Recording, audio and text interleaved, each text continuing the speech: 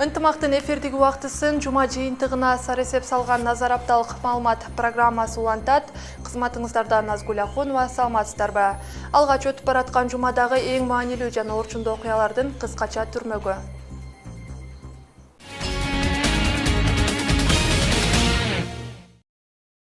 Баш мыйзамдын түп нускасы дайынсыз болууда. Эми түп нускасы жок конституцияны өзгөртүү өнөктүгү кандай жүрөт? Мен кайрылуумдун негизинде парламент биринчи жолу ошо конституция алмашты деп атайын комиссия Эртекебаев түздүргөн. Быйыл кыш каттуу болор айтылууда. Электр энергиясынын таңкыстыгы жаралбайбы? 2,5 миң төлөсө элек. Азыр мына 4,5-5 миңге чыгып кетти светтин акчасы. Капысынан жаган кар элди түйшүккө салып койду. Күтүүсүз суукта Ош шаары жылуулук менен камсыздалабы? Анан алдына иштеп жатат, ичиндеги градус азыр 20 градус сааттын ичинде бар. Кийинки жылы көч түзүмдөрү турак жай менен 2 эсе көп камсыздалат. Ал эми мугалимдер менен дарыгерлерди мамлекет качан үйлүү кылат? 16 кабаттуу үй Кыргыз Республикасынын мамлекеттик мүлк башкармаларына өткөзүп берген баласына. Кыргыз-Өзбек чек арасынан өтүү жеңилдеди. Чектөө алынгандан бери өткөрүү бекеттеринен кирип чыккандар 3 эсеге көбөйдү. Биздин көзөмөл өткөрүү жайыбыз күнү түн иштейт. Өзбекстан тараптан ошо эртең мененки саат 8ден кечки саат 8ге чейин иштейт.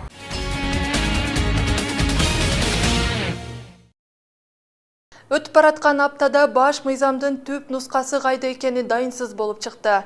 Конституцияга өзгөртүү киргизүүнү болжоп жаткан бийлик өкүлдөрү буга чейин эмнеге ишенди деп парламент депутаттары чыр салды.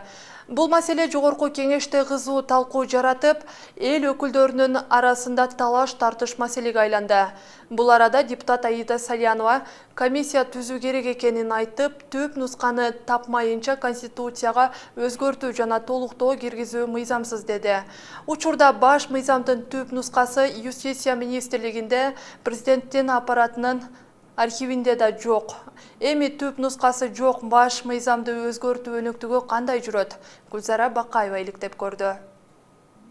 2010 жылы референдумда кабыл алынган баш мыйзамдын түпкү нускасы учурда кайда экенин эч ким билбейт. Юстиция министри Жылдыз Мамбеталиева мыйзам боюнча түпкү нуска президенттин аппаратында сакталарын айтып, аталган министрликте президенттик аппараттан келген баш мыйзам көчүрмөсү бар экенин ырастайт. Подлинника Конституции в Министерстве юстиции не было, а в слове Кыргызстана. Учурда биздин министрликте президенттин аппаратынан келген баш мыйзам көчүрмөсү гана бар. Мыйзам боюнча негизи мыйзам түп нускасы президенттин аппаратына сакталышы талап. Ошондуктан бул боюнча маалымат бизде жок. С редакцией, опубликованной в газете, эта редакция она была предоставлена аппаратом президента. Түп нускасы жок мыйзамга өзгөртүү киргизүү аркылуу дүйнө элине уят болушубуз мүмкүн дейт укук коргоочу Токтай Мөмөталиева. Анткени ал буга чейин бир канча жолу бул демилгени көтөрүп, колдоо тапкан эмес. Катуу салгылашуу учуруна туура келип, жеригендер укук коргоочунун пикирин четке кагышкан. Анан бул 6 жылдык сот иликтөөлөрү, архивтердин иликтөөлөрү, сот отурумдары, генеральный прокуратурага жазган каттар, ошо администрация президентке канча кат жаздым. Ошо мен кайрылуумдун негизинде парламент биринчи жолу ошо конституция алмашты деп атайын комиссия Эртекебаев түздүргөн. Ал комиссиянын тилекке каршы Эртекебаев өзү төрага болуп отуруп алган. Ошо комиссия тапкан материалдардын көбүнө мен таяндым. Баш мыйзамдын түпкү нускасы тарых, элдин келечеги, мамлекеттин намысы, мыйзамга өзгөртүү киргизүүнү каалап, эки жаатка бөлүнгөн бийлик төбөлдөрү буга чейин эмнеге ишенди? Бул суроо коомчулуктун талкуусунда ар кандай пикирди жаратууда. Ал эми эл өкүлү Аида Салянова негизи мыйзамдын түп нускасын издөө уятка жатат. Дүйнөлүк тажрыйбага таянганда деле баш мыйзамдын жоопкерчилиги президенттик аппаратка жүктөлүп, сактоо алардын милдети дейт. Конституцияны кабыл алганына мына 6 жыл болду. Ага чейин биз билебиз, конституциядагы кээ бир жарандарыбыз улам конституция тууралуу сотко берип атты туурабы? Демек, ошол кезде эле баягы сигнал болуп атканда көтөрүп чыгып издеп бир кызыгуу болуш керек эле да. Андай болбой туруп, мына 6 жылдан кийин бүгүн конституцияга өзгөртүү киргизебиз деп атканда ушул маселени алып чыгып атышат да. Учурда баш мыйзамдын түп нускасын иликтеп, көйгөй жаратуу туура эмес дейт көз карандысы серепчи Бакыт Бакетаев. Ошондуктан элдин жашоосун өзгөртүп, келечекке жол ачкан кадамды токтотуу учур талап эмес. Негизи баш мыйзамдын бир канча нускасы болот. Мезгилге, шартка жараша мыйзамдын рухуна маани берип, бир багытка бет алуу керек дейт. парламентаризмге қадам жасап атабыз да. Ошон үчүн майда чудасын карабай, ошол рухун карап, ошол жагын көбүрөөк көңүл буруп, анан кийин биздин баягы догмага берилбей, ошол жагын караганга аракет кылсак, биз коомубузга дагы бир жардам берет элек да. Каяка жылап атабыз, кайсы ыкма менен жашайбыз. Бизге мына президенттик ыкма жарашпай калбады. Эки президентибиз жок, качып жүрөт. Ошон үчүн бизге парламентаризмди карап, 100% ошону киргизгенге аракет жасайлы деген бир багытты карасак, биз тезирээк жылабыз. Баш мыйзамдын түп нускасы кайда катылып жатканы учурда белгисиз. Эгер табылса, тарыхта балуулугу жогорулайт. Бул үчүн колдон келген аракетти эл өкүлдөрү талашып, тартышып чечкенге аракеттенишүүдө. Элдин турмушун башка нукка буруп, келечекке жол ачкан мыйзам качан, кайдан табылат азырынча бүдөмүк. Гүлзара Бакаева, Жээнбек Сагыналиев, Ынтымак, Бишкек. Электр энергиясы кыш мезгилинде үзгүлтүүгө учурабайт. Оңдоп түзөө иштери аяктап, азырынча көйгөй жок. Токтогул суу сактагычында суунун көлөмү 17,5 миллиардты түзүп, өткөн жылга салыштырмалуу 4 миллиард куб метрге көп. Деген менен электр энергиясына болгон тартыштык учурда күч дешет серепчилер. Анткени энергияны колдонуу кубаттуулугу төмөн болуп, элди канааттандырбай жатат. Теманы Бишкектен кабарчыбыз Гүлзара Бакаева улантат. Капысынан жаган кар көпчүлүктү чочутту. Бөлмөлөрдү муздатып, электр энергия алган көз карандылыкты күчөттү. Бул түшүк Адылбек Навразовдун үй бүлөсүндө четте өткөн жок. Үй суук болгондуктан неберелерин жылуу кийинтип, кучагында алып олтурууга аргасыз. Анткени 2 бөлмөгө сайылган мешкели ай сайын 2000 сомдон 3000 сомго чейин акча төлөп калат. Былтыр 3000, 3500 төлөчү элек. Азыр мына 4,5-5 миңге чыгып кетти светтин акчасы. Бала бакыралуу, мен бир балам тиякта жашайт, бир балам тиги комнатада семьясы менен жашайт. Бардыгыбыз да аябай эле оор болуп атат азыр. Мындай үй бүлөлөрдүн катары өлкө боюнча арбын. Эрте жаган ак кар көмүр отуну жокторду түйшөлтү. Базарда 1 тонна көмүрдүн баасы сапатына жараша 3000 сомдон 6000 сомго чейин. Бул капчы калыңдар үчүн байкалбаганы менен айлыктын көзүн карап олтургандарга чоң акча. Ошондуктан электр энергиясынын баасын төмөндөтүп, элге шарт түзүү учур талабы. Мен айтатам, 2 жылдан бери Казакстандан электр энергия сатып алган жокпуз. Тажикстандан электр энергия сатып алган жокпуз. Ошо негизинде тарифти жөнөкөй жарандарга, жөнөкөй элдерге, жөнөкөй колдонуучуларга тарифти азайтыш керек. Не дегенде бул электр энергия сатып алган жокпуз. Өзүңөр жакшы билесиңер, 5 сом 69 тыйындан Казакстандын электр энергиянын 1 киловатт саат электр энергиясын сатып алып, ошо түздөн түз тарифке таасир берген, ошо тариф көтөрүлгөн. Буга быйыл Токтогул суу сактагычында суунун көбөйгөнү себеп. Учурда мурункудай суунун тартыштыгы сатып алуу жок. Көзгө басар жетишкендик жаралып, эл кубанган кези. Ошондуктан электр энергиясы боюнча баа саясатын башкадан карап чыгуу керек. Бирок мындай пикирди отун энергетикалык комплексти жөнгө салуу боюнча мамлекеттик агенттиги четке кагат. Базар экономикасына байланыштуу баары бирдей болуусу талап дешет. Шаарынын жылуулук борборунда бүгүнкү күндө 320 миң тоннадан ашык көмүр бар. Бул дагы былтыркыга караганда 20 миң тоннага көбүрөөк. Ошондуктан убагында коюлган тапшырма боюнча ремонттук иштер баары тең толугу менен аткарылып, жалпысынан бүттү деп айтсак болот. Ошондуктан кышка даярбыз.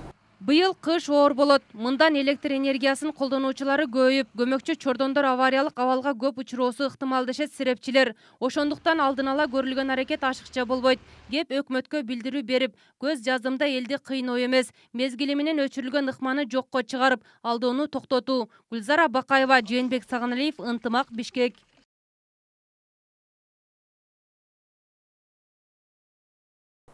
Аба ырайы кескин өзгөрүп, температура 8 градуска төмөндөп кетти. Мындан улам Ош шаарындагы 2 төрөт үйү жана 12 бала бакчага малынан эрте жылуулук берилди. Булар муниципалдык жылуулук берүү ишканасына тиешелүү объектилер, ал эми Ош жылуулук берүү ишканасына караштуу аймактагы бала бакчалар азырынча жылуулана элек. Калкада жылуулук берүү мэриянын токтомуна көз каранды болуп турат. Кененирээк темага Бекмай Асанова токтолот. Азыр эшикте +8 болуп атат. Биз подачаны 48 берип атабыз. Анан алдына иштеп жатат. Ичиндеги градус азыр 20 градус сайттын ичинде бар. Бүгүн таңкы саат 7-ден тарта Оштогу Байчечекей балдар бакчасына жылуулук бериле баштады. Оотканадан берилген 48 градустагы жылуулук түтүкчүлөрдөн өтүп, бөлмөлөрдүн ичин 20 градуска жылытты. Балдар келиши менен бөлмөлөр жылууланды. Мына көрүп турасыздар, балдар жеңил кийимде отурушат. Жылуулук менен убагында камсыздагандарга ыраазычылык. Ушундай нормадагы жылытуу Ош муниципалдык жылуулук камсыздоо ишканасына караштуу 12 балдар бакчасына жеткирилди. Буга чейин шаардагы 2 төрөт үйлөрү да жылытылган. Сыртта кар жааганына карабай, жылуу палаталарсы ысык. Шаар ичинде жалпы 31 саламаттыкты сактоо жана 87 билим берүү мекемеси бар. Алардын жылуулук менен 2 ишкана камсыздайт. Азырынча жалпы 14 объектке жылуулук берилсе, калгандары Ош жылуулук ишканасына тиешелүү. Азырынча аталган мекеме жылытуу сезонунун качан баштаары анык эмес. Азыркы күндө эми ошол проблема болуп турат. Ошол жылуулук борборун жылуулук борбору, электр борбору биз аны бөлүп бере албайбыз. Себеби ал станцияны жүргүзгөндөн кийин толук кандуу ишке кирет. Өзүңүздөр билесиздер, анын расходу, бир күндүк расходу 2,5 миллиондон ашып кетет. Ошондуктан азыр ал станцияны жүргүзүшүнүн күнүн азыр ошол совещаниядан кийин анык болот. Талаптарга ылайык жылуулук 5 күн катары менен 8 градустан жогорулабаса гана берилет. Ош шаарында 600дөн ашуун көп кубаттуу үйлөр бар. Алардын 262син муниципалдык жылуулук берүү мекемеси камсыздайт. Погоданы карап көрөбүз. Биз гидрометтен, метстанциялардан даныйларды алганбыз. Азыр биздин колубузда бар. Погодага карап туруп, эгерде суук болсо, биз толугу менен беребиз. Күн ачылып кете турган болсо, анда кийинчерээк беребиз. Бул жета бир ноябрдын баштарынан, бир ноябрдын бир 10-дорунан шаардын мэринин берген распоряжениясына карап анан бере баштайбыз. Калкка жылуулук өз убактысы менен 15 ноябрдан берилет. Аба ырайы кескин сууктап кетсе да шаардык мэриянын токтому чыкмайынча бере албайбыз деп жылуулук камсыздоо ишканасынан кошумчалашат. Ал эми мурда жылуулук алуудан баш тарткан көп кубаттуу үйлөрдүн 10го жакыны кайрадан туташууга макулдашышкан. Эске салсак, былтыр жылуулук берүү 27 октябрдан башталган. Бегимай Асанова, Бактияр Асилбек уулу, Ынтымак. Кыргыз гидрометтен билдиришкендей, 20 октябрдан тарта аба ырайы дагы кескин төмөндөйт. Күндүзү Ош облусунда 8-13 градус суук, түнкүсүн -1-3 градуска чейин үшүк жүрөт. Адистердин билдирүүсүндө кыш мезгилинин башталышы жаан-чачын менен коштолот. Астрологдор болсо быйыл 100 жылда бир кайталанчу суук болушу ыктымал деп болжомолдошууда. Келаткан кыштын божомолу Нуржамал Баргыбаеванын материалында. Эртең 20 октябрдан баштап дагы аба ырайы кескин төмөндөп, түнкүсүн аймактарда -1-3 градуска чейин үшүк жүрөт. Бул боюнча Кыргыз гидрометтен маалымдашты. Кар ноябрь айынан тартып жаай баштайт. Ал эми кыш мезгилинде кар көп жаап, туман басат. Аба ырайынын ошо кескин түрдө төмөндөшү ошо 7 градуска чейин болуп атат күндүзгүсү, бул плюс менен. Ал эми түнкүсүндө жана айтылгандай ошо 5 градус, 3 градуска чейин тоо этектеринде үшүк жүрүшү күтүлүүдө деп берилип атат. Ал эми астролог Манас Жаанбаев алдын ала кыш мезгилинде аба ырайы кандай болоорун календардын негизинде айтып берди. Айтымында 10 күндөн кийин күн кескин сууктап баштайт, бирок кайрадан күн жылып, кыш кечирээк келет. Ошон үчүн мына кескин өзгөрүүлөргө биз моралдык жактан, психологиялык жактан жана жан дүйнөбүздү, чарбачылыгыбызды, мал чалбаш, дыйканчылыктарыбызды баарын ошого ылайыкташтырып даярдашыбыз керек да. Эл оозунда бул жылкы кышта 100 жылда бир кайталанчу суук болор айтылып баштады. Астролог бул сөздөрдө чындык бар дейт. Тагыраагы 1000 жылда бир кайталанчу табигый процесстер келип калган. Мындай абалда кыш көпкө созулуп, жаз мезгили кеч башталат. Бирок суук болгондо кескин өзгөчө суук болот. Биз күтүлбөгөн суук. Себеби ошого биздин организмдер, табият ошолорго ыңгайлашкан эмес акыбалда. Мындай кескин өзгөрүүлөр болгондуктан чыгаша болот, суук болот. Калктын басымдуу бөлүгү дагы деле эзелки элдик ыкмалардын негизинде кыш кандай болоорун божомолдоп, кам көрүп жатышат. Маселен, курт-кумурскалар, бак-дарактар аба ырайын алдын ала билдирүүчү курал болуп саналат. Күзүндө кумурскалар уюгунан чыккан топуракты үйө баштаса, бул жылы кыш катал болоорун күтүңүз. Күздүн ортосунда чагылган чартылдап күн күркүрөсө, бул жылы кыш жылуу болуп, жаз эрте келет. Октябрдын аягына чейин кайыңдардын жалбырагы түшүп бүтпөсө, бул жылы кар кеч түшөт. Декабрь айы ичи кар аз жаап, кургак суук күчөсө, келерки жаз жай кургакчыл болот. Тескерисинче бул ай жаанчыл, бирок жылуу болсо, кыш узак болуп, жаз кеч келет да жыл түшүмдүү болот. Эске сала кетсек, Кыргызстанда мындан 4 жыл мурун кыш узун жана суук болгон. Мындан улам айрым жерлерде мектептер жабылып, суусамырда суук 50 градуска жеткен. Ал эми 1971 жылы декабрдын 15-нде күн +3 23 градуска жылып, бул күнү көчөдөн пальтолорун колуна көтөрүп жүргөндөр болгондугу айтылып келет. Нуржамал Баргыбаева, Шахрух Иминжанов, Ынтымак.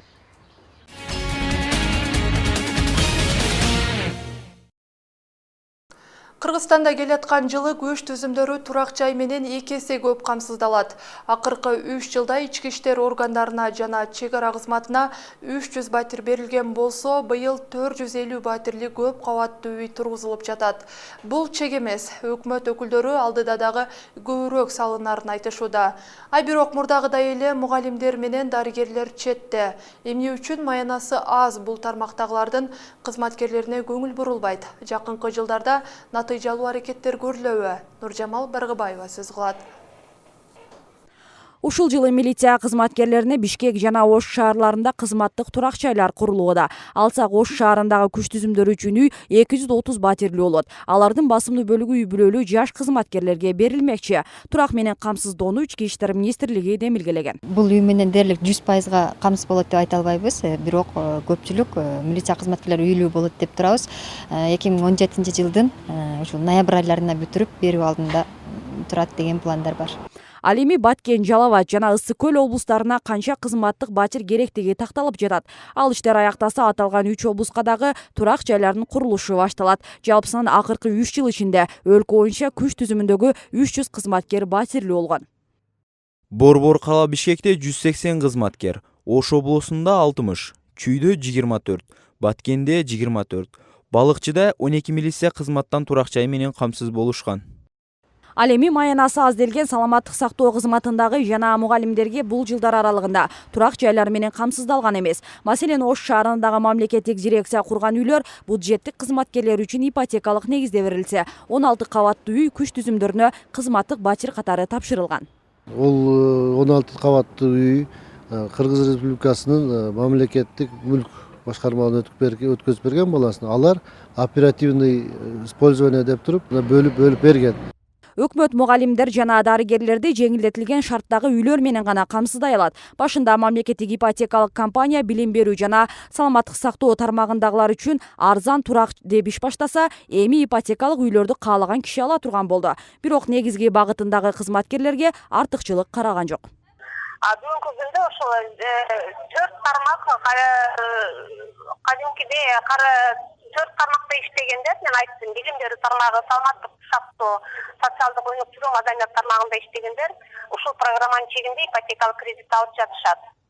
Мамлекеттик ипотекалык компания жакынкы айларда жеке турак жайларды куруу боюнча иш баштайт. Ал эми арзан турак жай долбоорунан түшкөн каражатка кайра эле облус борборлоруна эконом класстагы көп кабаттуу үйлөрдү курат. Казынага чогулган акчага карап, мугалим дарыгерлерге насыянын пайыздык ченемдерин азайтып беришмекчи. Нуржамал Баргыбаева, Шахрух Иминжанов, Ынтымак.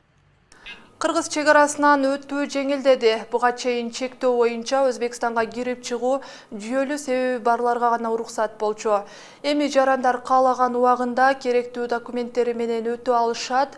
Ушундай жеңилдик түзүлгөндөн тарта өткөрмө бекеттен өткөндөрдүн саны дароо 3 эсеге жогорулаган. Жеңилдетилген шарт тууралуу кененирээк Нуржамал Баргыбаева сөз кылат. 1 октябрдагы кыргыз-өзбек бийликтеринин Анжандагы жолугушуусунан кийин достук чек арасынан өтүү жеңилдеп калды. Маселен, буга чейин жарандар Өзбекстандагы сөөк кою зыйнаттары үчүн гана барып турушса, эми той топурларга жакындарынан кабар алганы бат-баттан каттап турууга шарт түзүлдү. Обстановкага стабилдүү болсо, күнү түнү иштей берет. Биздин өткөрүү жайыбыз Өзбекстан өткөрүү жайы. Бирок биздин көзөмөл өткөрүү жайыбыз күнү түнү иштейт. Өзбекстан тараптан ошо эртең мененки саат 8ден кечки саат 8ге чейин иштейт. Мындай шарттын түзүлүшү менен чек арадан өткөндөрдүн саны кескин арбада. Бул күнгө чейин өткөрүү бекетинен суткасына 300 чамалуу адамдар өтсө, азыр эки мамлекетке каттагандардын саны болжол менен 1200гө жетти. Учурда шарт жакшы болуп калды. Мен Өзбекстандан Кыргызстанга турмушка чыкканмын. ЗАГС эмеси менен барып келетим. ЗАГС документтери менен. Түзүлгөн жеңилдикке Хадиша Рахманова да кубанып жатат. Ал бүгүн чек арадан паспорт, нике күбөлүгү менен оңой эле өтүп кетти.